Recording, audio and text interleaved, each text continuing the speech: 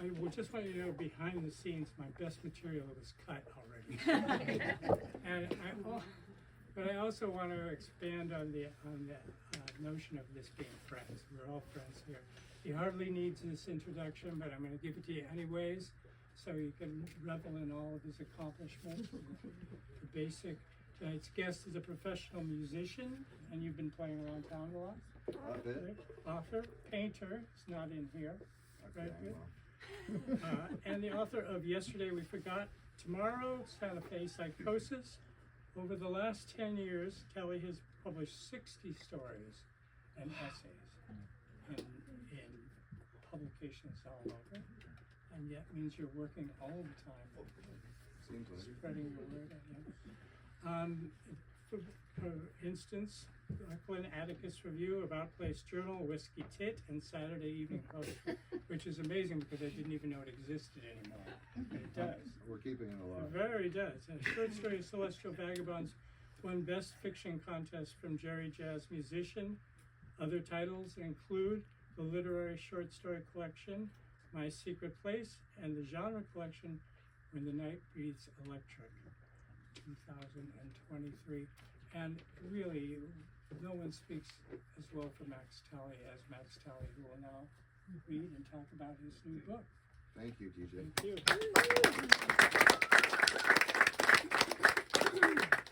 So the idea of this book came to me because I'd always wanted to write a 60s book.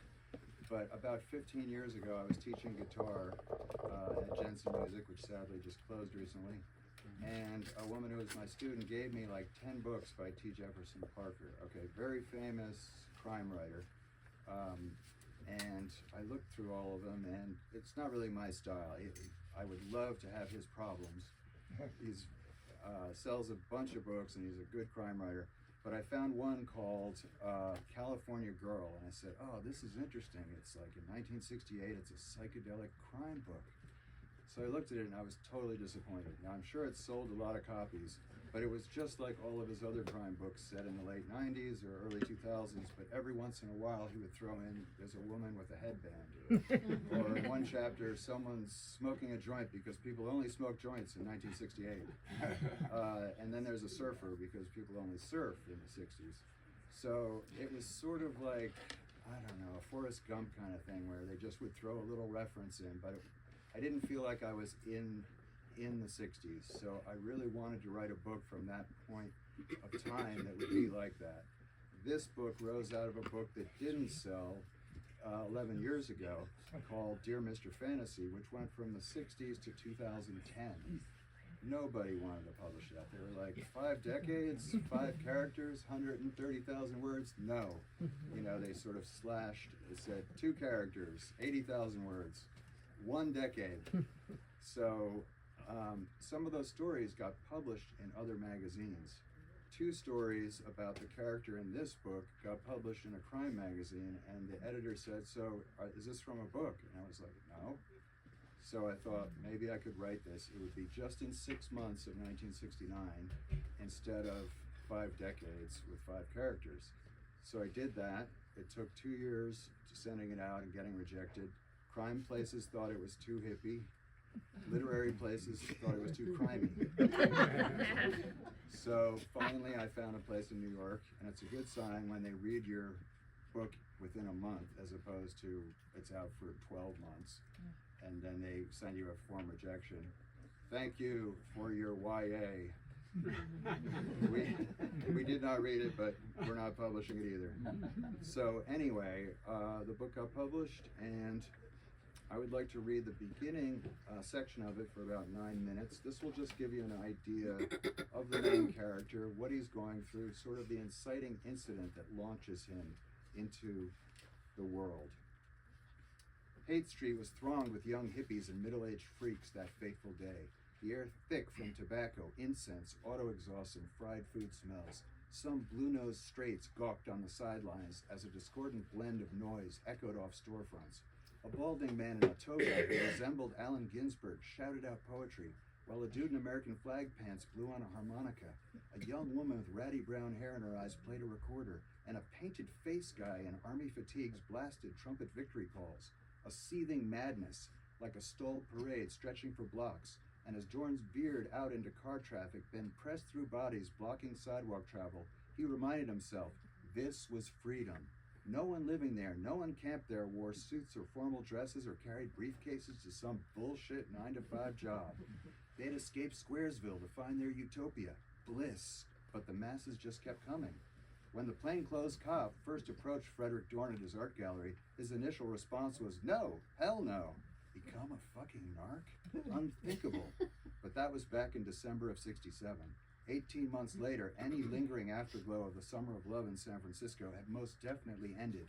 The mafia moved into the Haight, bringing cheap speed and strong heroin. A number of Dorn's friends either died or became sallow addicts. A desperate junkie even robbed him right outside his gallery. Dorn's ex-girlfriend, Ramona's tragic overdose, brought him to a decision. Maybe I can work with the man to bust dealers ruining the neighborhood. I won't finger any users, just nail the scumbags at the top.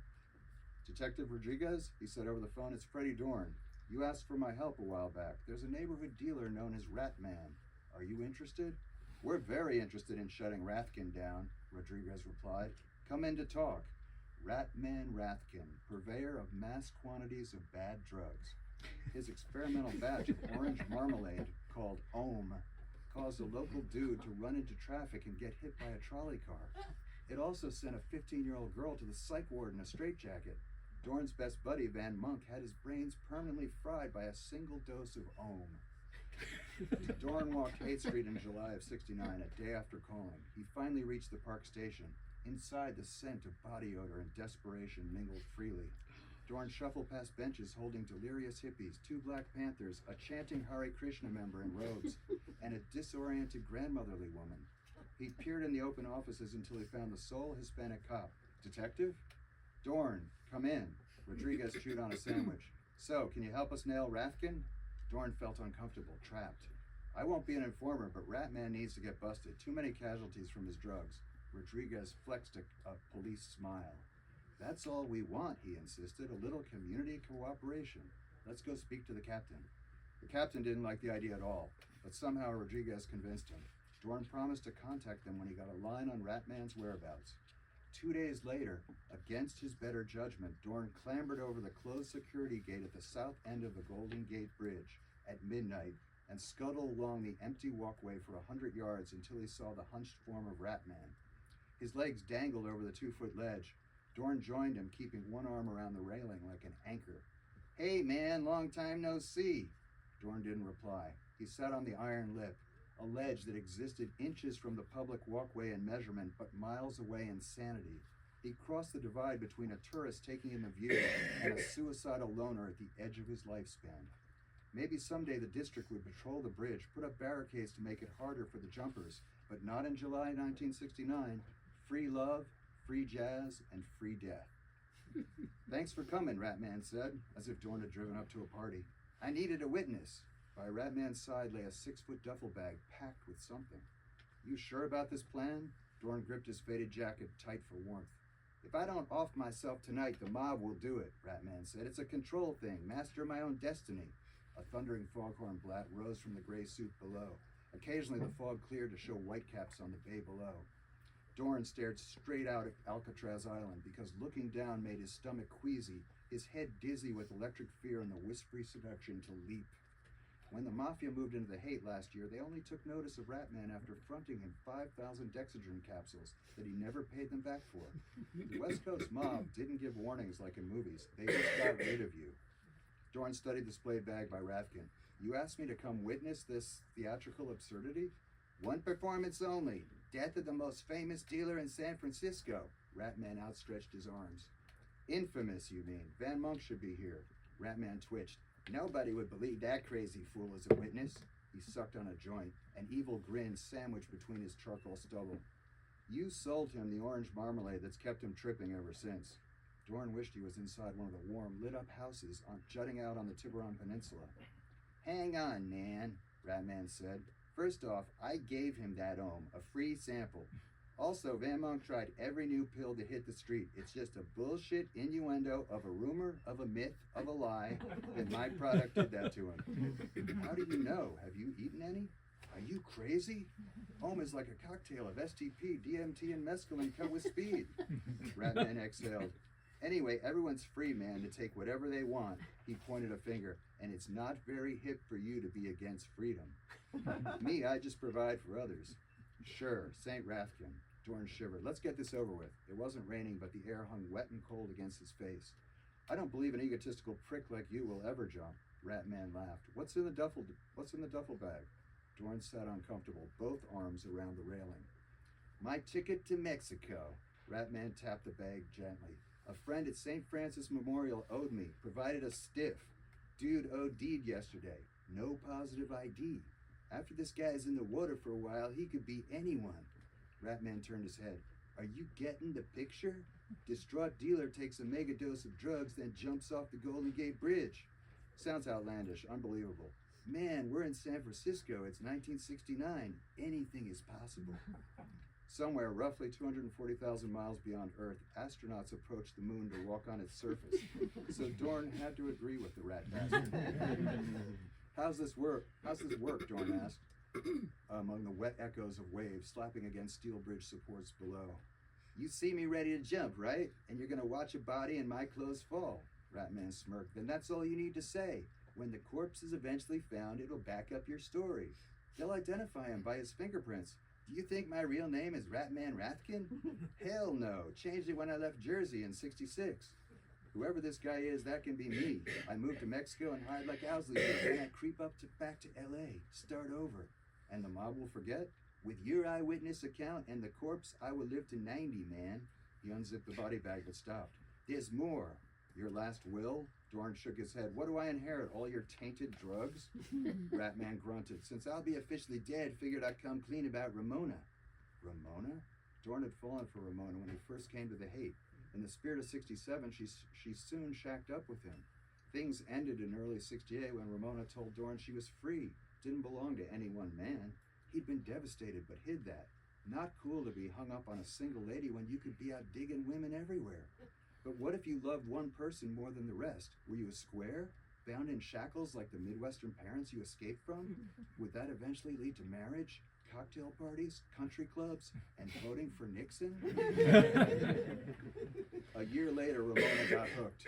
She drowned in her bathtub soon after on heroin. Ever since, Dorn had been curious about who first shot her up. There was only one likely suspect. Ratman stared at the bearded corpse's face.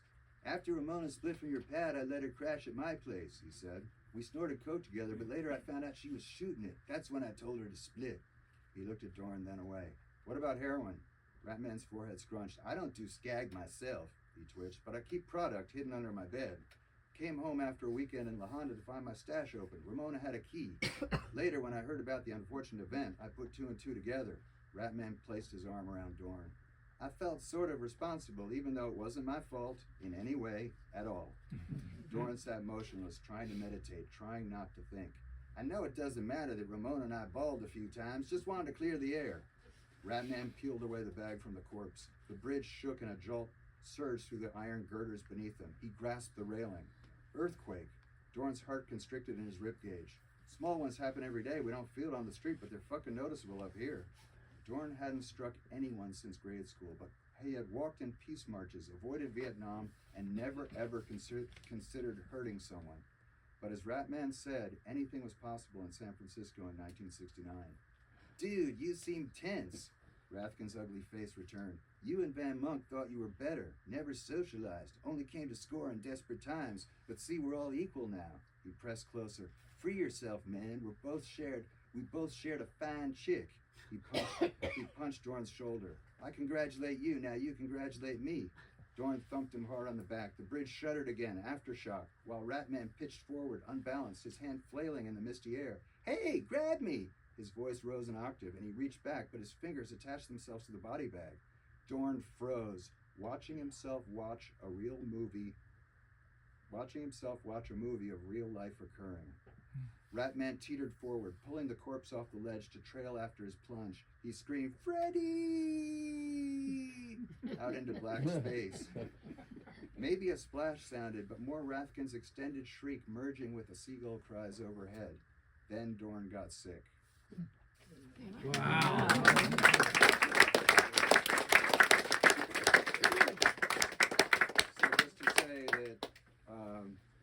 Dorn thought that if he got Ratman arrested, then his job was done. He was finished. He could go back to his regular life. Unfortunately, this is the inciting incident. Both the police and the mafia were delighted that he somehow got rid of Ratman, and they both want to hire him for various things. At the same time, he doesn't want his friends to find out he's working with the police or the mob, so he's walking a tightrope between all kinds of danger and events. The idea of this was to merge it with real history, with things that were going on at the time, whether it be the Manson family down in Los Angeles, the rock festivals like Woodstock and Altamont, and all the things that were going on in the end of 1969. Wow. Excellent. Yeah. All right. In that respect, it's really a good point. I think there's a scene. Now, I was too young to be in Haight-Ashbury by a couple of years, and I think you're younger than me. I want you. There's a scene coming up in a bank heist that's particularly weird and surreal, I guess is the right word, where you nail the band that's playing outside the bank as the Santana Blues Band. And I thought I was the only one who ever knew that Santana's original band was called the Santana. You did a lot of research for this. Yes. So the idea with this, I think I got interested in because I love music. And when I was in college in the 80s music was kind of terrible. I mean, there was a few good bands, but we were hungry for music, so we went backwards. We wanted to hear The Doors, Neil Young, Hendrix, Dylan, all the classic stuff that we knew was back there. So that led me to Santana and then sort of researching all that. I don't know why, but I just wanted to know every detail about every band. Well, that's fantastic. And that Santana Blues Band used to play in a little tiny club in Goleta every year before Santana became famous. But that's a lot of research you did. It's a lot of research because I want the details to be right. It's when you're doing historical fiction, you don't expect people to read it and say, "Oh, this is reality," but you want them to say, "This could have happened if these people existed and were in this time frame." This, it's a suspension of disbelief. You want a backbone of reality, and then you can throw the other stuff on top of it. Yeah, in a weird time, so even you can go a little weird too. Yes. And he does. I'll tell you right now. The other thing I think that you left with at the end of that scene is Dorn himself growing up or whatever, but after he's basically killed this guy. Well, that's the question. Did he actually kill him? Yeah. I say he let the guy die, which I think is different than manslaughter. Okay, and then remember, he's your main character. He's the guy that we're all following with. Right. So that's why he's not a murderer. He's just he got very he became mellow at that point.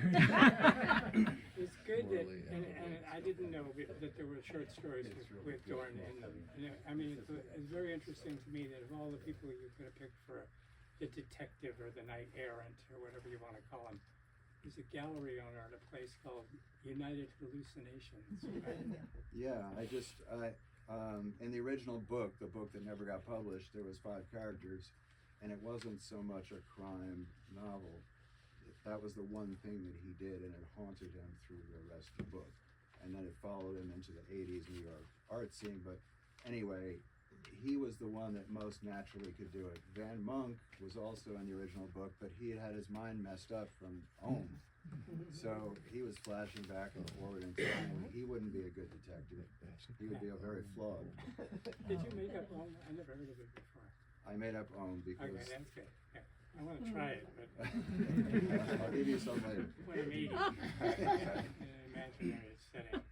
And really, the last question I want to ask, and turn it over to your friends to talk to you, is that it's a different kind of writing for you. Even though your writing is always really dynamic and staccato and moves right along, this is real action stuff going on. And then you find a way to use that like incisive voice of yours, and it must have been a balancing act. It was. When you're writing it. The actual action scenes, you kind of, I'm not going to say I was like Elmer Leonard, but you're going for that stripped down thing where it's the dialogue is carrying the action. Then there's other scenes where it's the 60s and they're on drugs and you want it to be more bohemian and expansive, Yeah. more Jack Kerouac. And I'm not saying I can imitate that, but I was thinking of that. But it was your voice too. Right. That was on top of it. That was what's great about it. So, well, Thank you, DJ. I have a question. Yes. You introduced your writing that, with a friend of yours, Jefferson Parker, or somebody you met. Oh, T. Jefferson Parker, I had read some of his crime books. Well, I remember reading Little Saigon about Orange County, where the Vietnamese after the war went there. Mhm. And being a Vietnam veteran, I can remember the Viet Cong would always be digging tunnels everywhere. And in his story, he has a lot of Vietnamese criminals in Orange County who actually had storefronts who would dig tunnels to, to put things in. In Orange County. Yeah, in Orange County. Interesting. Yeah, that was the truth. But I think this is much better than Parker's stories. Thank you. It's the neighborhood you bring out so well. Thank you. Yeah, Appreciate it. What's your name? Frank, Frank. Thank you, the Frank. one and only. The one and only Frank. You know, second name, you're like Cher. I broke the mold when I was born. Happy Veterans Day too. Yeah. Happy Veterans Day. The whole idea of learning a neighborhood always gets me to go back to San Francisco because that's a perfect neighborhood. Thank you. Yeah. Was Ulm kind of like Soma? Maybe orange marmalade. I thought because when I was researching, I was reading about blue window pane and actual names of LSD at the time. So I thought this would be orange marmalade, and I could make it home. So Yeah. But Soma, Brave New World. I love Yeah. that. Yeah. It makes you think of Paddington the Bear too when you're Yeah. great orange marmalade. I think this is my first children's book. As Stephen Wright once said, I've written a few children's books, not on purpose. Any other questions? The meaning of life? A comment, maybe Max, you not only got the neighborhood down, but the language. Yeah. I confess to having been there, and it felt so authentic. Thank you, Shira. Yeah. Great writer over here, Shira. Sure. So I guess we're gonna do a signing at this point. No, question. Oh, sorry. Rachel Thurston, Oh my gosh. Sparkle Queen. It's so, not only is it awesome hearing what you've written, but you're such a good reader, and are you thinking about doing an audiobook? Because you're so good with the different voices, and you've Thank got you. such an excellent cadence. I've thought about that. It's a lot of work. I mean, I would, but then there's other people who do that professionally. And, But you'd be so good. okay, You really know your characters so I'll well. suggest it. And you know who can, like, coach you through that, Yes, too. Claudia. And Matt, yeah. Oh, and Matt Palmer, Yeah. he does his own audio? He does all of his own audio. Wow, okay. Yeah. So between the two of them, Yeah. a few $1,000s to. Yeah. No, but I mean, I'm sure other people here would agree that you're just such a fabulous reader. Not all writers are good readers. And you've got, it reminded me of Owen Meany when he's like, Freddie! Thank He you. had some good voices, yeah. Thank you, Rachel. Before we go, we have to ask the question they always ask is, are you working on something now? And you want to talk about it? There's a lot of things I'm working on now. I'm finishing up. So Santa Fe Psychosis was a book that I did, a novella, short novella in 2022 for a Welsh publisher. And you're like, well, why would you publish in Wales? Because nobody else wanted it. So they were a fantastic company that lasted a year. So the book came and went, but I've been expanding the book, which was about 40,000 words, to about 75,000 words, and I hope that next year that will be published. So it's not in the 60s, it takes place in 2019, and it's in New Mexico, and it's a private detective and a police detective. Typically they don't like to work together, but they have to. And they're dealing with a lot of things that are actually going on in New Mexico, sex trafficking. A lot of people know about the Jeffrey Epstein thing. He's not in the book, but Zorro Ranch was 30 miles south of Santa Fe. Mm. He got busted in 2008 first, but Zorro Ranch stayed open without him, without other people going on.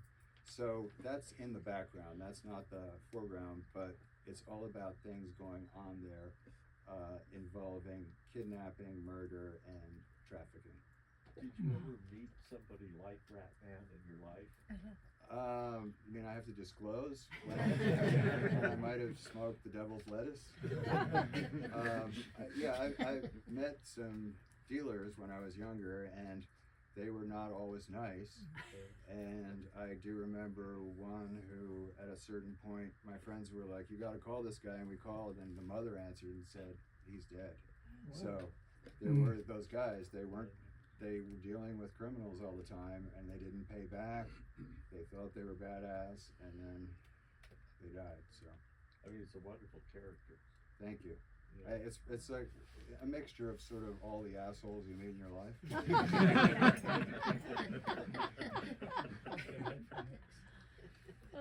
Max, when you write, do you explore your other artistic side, like your painting and your music, simultaneously? There's a lot of music in this book, so it was all bands that I love from the 60s, and some people have said to me, like, "Why isn't Neil Young in this book?" Well, I had to put people in who I thought would be there at the time. So David Crosby's in the book because he was in that both Laurel Canyon and also in San Francisco and Sausalito. So he was good to be there. The Monkees, I like the Monkees, they're not my favorite band, but Mickey Dolenz gave parties in Laurel Canyon where members of the Manson family would show up and the Beach Boys. So it was important to have the right people who were there, not just the people that I liked personally. It would make no sense to have the Beatles show up or Bob Dylan because they weren't there.